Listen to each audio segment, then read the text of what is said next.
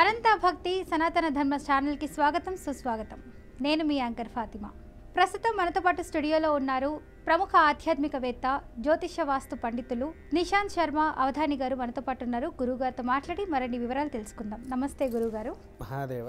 గురుగారు, వస్తే ఒకే సంవత్సరంలో ఎక్కువ సార్లు వస్తూ ఉంటుంది శని త్రయోదశి అని చెప్పి శనివారం రోజున. సో ఇలా ఒక్కోసారి వస్తుంది, ఒక్కోసారి ఉండదనమాట. ఒక సంవత్సరం పాటు ప్రత్యేకించి వచ్చే శని త్రయోదశి యొక్క రహస్యం ఏంటి గురుగారు? సంతోషంగా చెప్తాను తల్లి. చాలామంది ఏంటి అని అంటే శనేశ్వరుల వారికి ఉదయాన్నే లేచి సూర్యుడు ఉదయించక ముందుకే వచ్చి పూజలు చేస్తారు. అది తప్పు. ఎప్పుడైతే సూర్యుడు ఉదయించిన తర్వాతనే నవగ్రహాలకు పూజ చేయాలి. అవును గురుగారు. నవగ్రహాలలో ఉండే శనేశ్వరుడికైనా సరే సూర్యకిరణం భూమి మీద పడ్డాకనే అప్పుడు మనం శనేశ్వరుడికి దోష పరిహారణ అనేది జరుగుతుంది. అయితే దాంట్లో మొదలు ఏ విధంగా చేయాలి అని అంటే కొంతమంది ఆలయాల్లో ఇవి చేయించట్లేదు. ఎందుకు అనంటే లోపల ఎవరు జారి పడతారో ఎలా ఏంటిదో గ్రానైట్లు వేసేసరికి చాలామంది జారి పడుతూ ఉంటున్నారు. కానీ శని ప్లస్ ఈశ్వర శనీశ్వర, ఈశ్వరుడి యొక్క ప్రతిరూపమే శనీశ్వరుడు. ఎప్పుడైనా గుర్తుపెట్టుకోండి, శనిత్రయోదశి వచ్చినప్పుడల్లా శని కంటే ముందు ఈశ్వరుడికి తైలాభిషేకం చేయాలి. ఈశ్వరుడికి తైలాభిషేకం చేసి ఆ నల్ల నువ్వులతో స్వామివారికి అభిషేకం చేయాలి. మొదలు తైలాభిషేకం చేసి తర్వాత కిలోంపావు నల్ల నువ్వులతో స్వామివారికి అభిషేకం చేయాలి. శ్రీశైలి శుఖరం దృష్ట్వా పునర్జన్మ నవిద్యతే అన్నది. అవునా? అంటే ఆ శిఖర దర్శనానికి వెళ్ళినప్పుడు కింద శివుడు ఉంటాడు. ఆ నంది దగ్గర నువ్వులు వేసి దాన్ని తిప్పి శిఖర దర్శనం చేసుకోవాలి. నువ్వు తిప్పుతూ ఉంటే అది తిరుగుతున్న కొద్దీ ఆ యొక్క నువ్వులు నూనె కింద మారి కింద స్వామివారి దగ్గర ఒక్కొక్క చుక్క పడుతుంది నూనె.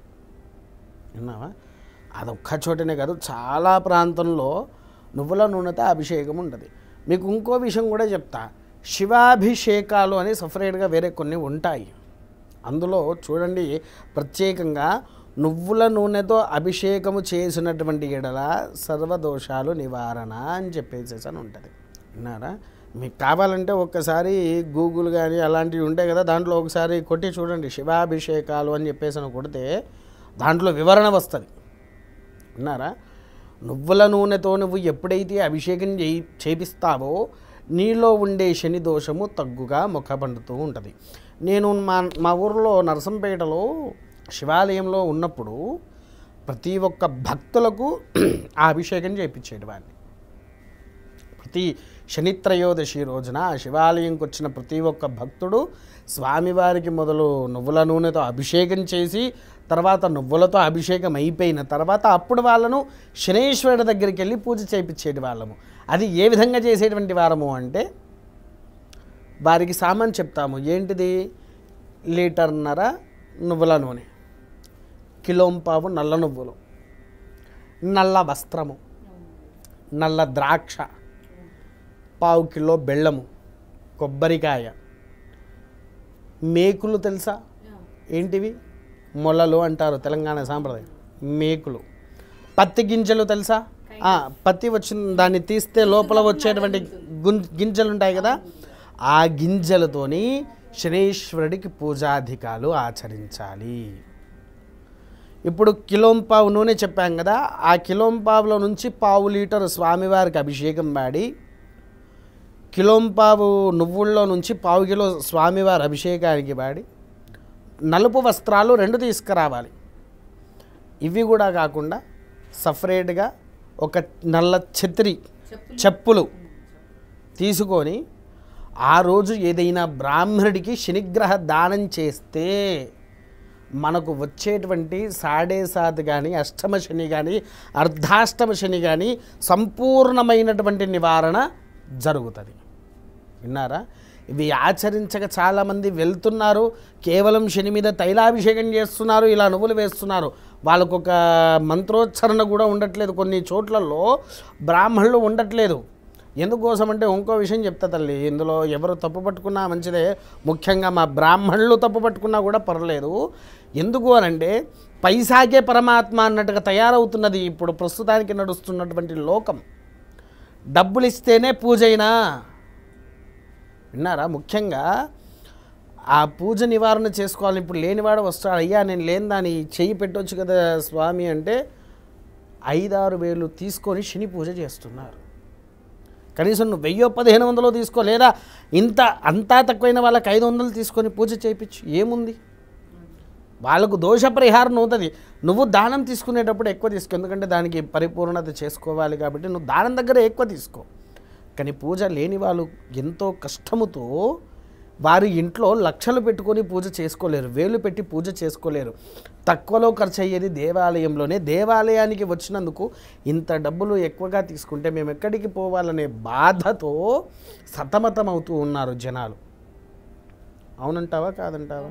అవును గురుగారు. అలా సతమతం కాకపోతే ఏంటి అని అంటే బ్రాహ్మణుడి దక్షిణ ఇవ్వకుండా కూడా వెళ్ళకూడదు. కొంతమంది ఇవ్వకుండా వెళ్ళిపోతారు. శని దోషము దానివల్ల ఇంకెక్కువ పెరుగుతుంది నువ్వేది చేసుకున్నా. దక్షిణ ఇచ్చేయాలి, కాకపోతే డిమాండ్ అనేది ఉండకూడదు. నువ్వు 500 అన్న చోట కనీసం 200 అన్న ఇవ్వండి, కనీసంలో కనీసం. అలా చేస్తే ఆ శనిగ్రహ దోషం అనేది నివారణ అయ్యి సకల పరిపూర్ణత కూడా వీళ్ళు పొందుతూ ఉంటారు.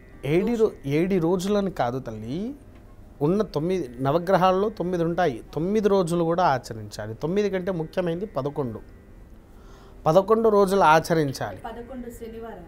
11 శనివారాలు ఖచ్చితంగా ఆచరించాలి. ఆచరించిన తర్వాత ఆ యొక్క ఈ 11 రోజు వారాలు అయిపోయిన తర్వాతనే దానం చేయాలి. విన్నారా? లేదు కేవలం శనిత్రయోదశి రోజు ఆచరించాలనుకునేటువంటి వారు శనిత్రయోదశి రోజు మాత్రమే ఇవి ఆచరించాలి. పొరపాటున జరిగే వాటికి తప్పులేముండవురా తల్లి. కానీ తెలిసి చేశారనుకోండి ఇంకా వదలకుండా పీడించుక తింటాడు శనేశ్వరుడు. తెలిసి చేసేవాడికి ఎప్పుడు కూడా శనేశ్వరుడు పెద్దగా పట్టించుకోడు. ఆయన ముక్కోపే కాదన్ను, కాకపోతే కొన్ని విషయాలు ఆయన అస్సలు పట్టించుకోడు. నీవే శరణము అంటే ఎంతకైనా మనల్ని రక్షించడానికి సిద్ధంగా ఉంటాడు.